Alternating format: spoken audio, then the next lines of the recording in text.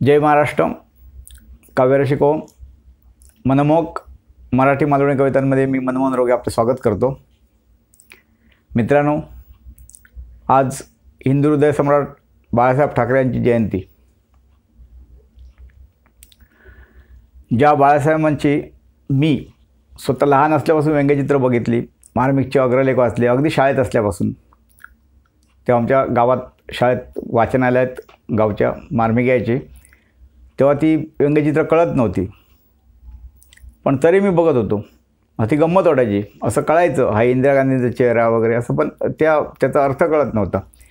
हळूहळू ती मग कळू लागली आणि त्यातले बाळासाहेबांची भाषणं, लेख आणि बाळासाहेबांविषयी खूप आत्मीयता, आदर आपोआप तयार होत गेला.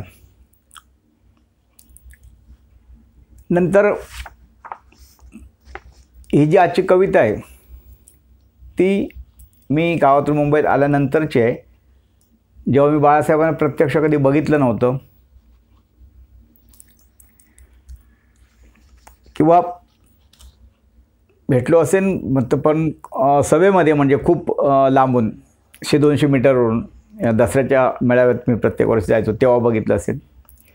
पण तेव्हाशी मी कधी कल्पना केली नव्हती की बाळासाहेब मला प्रत्यक्ष दिसतील जवळून.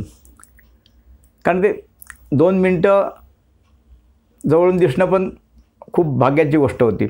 तसं 23 जानेवारीला काही वर्षानंतर मी शेणाभवनला दरवर्षी जात होतो, पण तो फक्त 1 मिनिटभर नमस्कार केला की बाळासाहेब पाठीवरून असे हात फिरवायचे, डोक्यावरून पाठीपर्यंत हात फिरवायचे, तितकंच. पण एक प्रसंग असा आहे माझ्या आयुष्यात की त्याचा मला अभिमान वाटतो आणि तो प्रसंग मी मरेपर्यंत विसरू शकत नाही.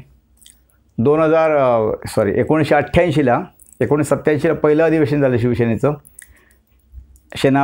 शिवाजी पार्कला, शिवतीर्थावर, आणि दुसरं अधिवेशन 1988ला SP कॉलेज पुण्याच्या पटांगणात झालं.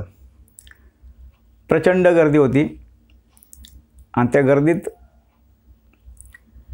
स्थानिक लोकाधिकार महासंघाचे एक पदाधिकारी आणि शिवसेना नेते, आमचे मित्रच श्री अरुण रेडकर यांनी आमची खूप चांगली सोय केली होती तिथे राहण्यापासून पूर्ण. पण हा जो मी प्रसंग सांगणार आहे तो अतिशय मला आनंद होतो सांगताना. तिथे लोकाधिकार महासंघाचं एक प्रदर्शन होतं आणि त्या प्रदर्शनाचं उद्घाटन बाळासाहेबांनी केलं होतं. आणि बाळासाहेब आणि मासाहेब आणि आदित्य ठाकरे तेव्हा एकदम छोटे होते, म्हणजे बाळासाहेबांनी असे हातावर घेतले होते, मला वाटतं 1.5-2 वर्षाचे असतील. आणि त्या प्रदर्शनाचं उद्घाटन झाल्यानंतर बाळासाहेबांनी मासाहेब मीनाताई आतमध्ये आल्या आणि आदित्य हातात होतं आणि त्यांचे अंगरक्षकसुद्धा त्या प्रदर्शनाचे जे दोन्ही बाजूचे फाटक होते, गेट होते, तिथे थांबले होते. आणि फक्त 4 फोटोग्राफर होते त्यांचे फोटो काढणारे. आणि ती रेडकर साहेबांनी जबाबदारी माझे मित्र आणि माझ्या भावासारखे बंधू कैलासवासी अशोक पडवळ यांच्याकडे दिली होती. आणि ते पडवळ, मी त्यांना भाऊ म्हणायचो, पडवळ भाऊ, मी आणि त्यांचा एक मित्र, मला आता त्यांचं नाव नाही आठवतं, पण कांबळे नाव असावं बहुतेक, आम्ही 3 जण होतो त्या प्रदर्शनाच्या आतमध्ये. आणि अगदी 1.5 फुटावर आमच्यापासून बाळासाहेब आणि मीनाताई. आणि जवळपास 1.5 ते 2 तास बाळासाहेब ते प्रदर्शन बघत होते. म्हणजे शिवसेनेच्या ज्या काही शाखा, युनियन हे होतं सगळं, त्यांनी आपापली तिथे कामगिरी लावलेली होती, सगळं लेख किंवा फोटोज असे लावलेले होते. तर तेव्हा मला खूप जवळून बाळासाहेब बघता आले 1.5-2 तास. बाळासाहेब किती मिश्किल होते त्यातले काही प्रसंग आहेत, पण ते आता इथे मी सांगत नाही, व्हिडिओ लांबेल. पण तो 1.5 ते 2 तासाचे जे आहेत आयुष्यात लाभले ते मी विसरू शकत नाही. त्याबद्दल अरुण रेडकर साहेबांचे आभार. तर आता ही कविता सादर करतो, हिंदूंचे तारणार. कवितेचं शीर्षक आहे हिंदूंचे तारणार. जेव्हा मी बाळासाहेबांना बघितलं नव्हतं तेव्हाची कविता आहे. असंच व्हायचं कधी कधी वाटेतडक निघून जावे.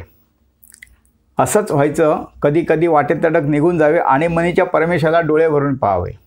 असंच व्हायचं कधी कधी वाटेतडक निघून जावे आणि मनीषा परमेशाला डोळे भरून पाहावे आणि मनीच्या परमेशाला डोळे भरून पाहावे. नाही देखील महाराजांना लोकमान्य स्वातंत्र्यवीरांना आणि संयुक्त महाराष्ट्रासाठी लढा देणाऱ्या प्रबोधनकारा आचार्यांना त्या महात्म्यांची घेऊन स्फूर्ती केली महाराष्ट्राची उन्नती. वाणी लेखणी आणि कुंचल्याने फुटे विरोधकांची छाती. चेतविल्या त्यांनी राष्ट्राभिमान धर्माभिमान नाही घेतली कधी माघार.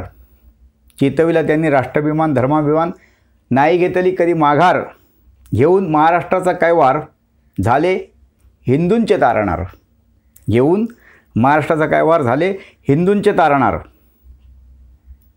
वाटे त्या चरणांची धूळ घ्यावी मस्तकी भक्तीने.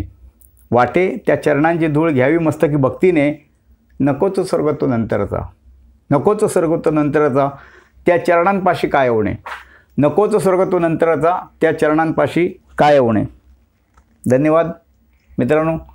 आजची कविता आवडली, लाईक करा, कमेंट करा.